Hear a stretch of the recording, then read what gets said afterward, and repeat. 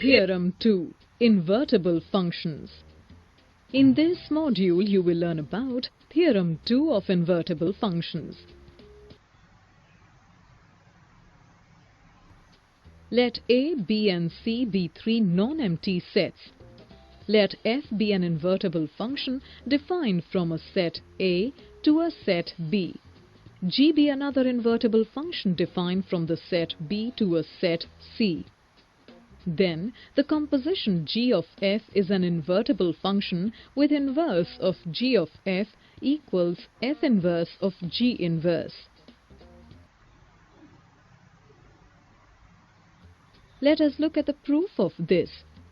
Let f be a function from a set A to a set B and g be a function from the set B to set C. The input of f will be x and the output of f will be f of x. The input of g will be fx and the output of g will be g of fx. G of f will be a mapping from a set A to set C. If the input of g of f is x, then the output of g of f will be g of fx. Since f and g are invertible functions, f inverse and g inverse exists. Function g inverse maps the set C to a set B, and function f inverse maps the set B to another set A. F inverse of g inverse is a function which maps the set C to the set A.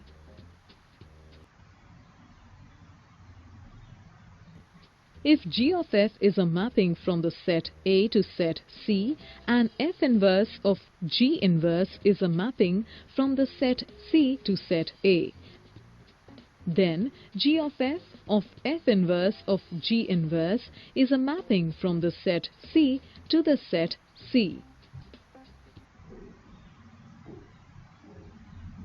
Similarly, we can prove f inverse of g inverse within brackets of g of f within brackets maps a set A to a set A. To prove that g of f is invertible, we need to prove that g of f within brackets of f inverse of g inverse within brackets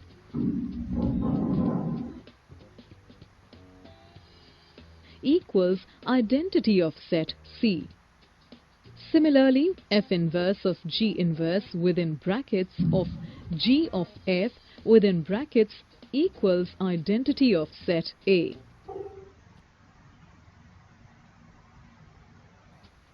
In this module, you have learnt about Theorem 2 of invertible functions, which states that if f and g be two invertible functions defined from a set A to set B and set B to set C, then the composition g of f is an invertible function with inverse of g of f equals f inverse of g inverse.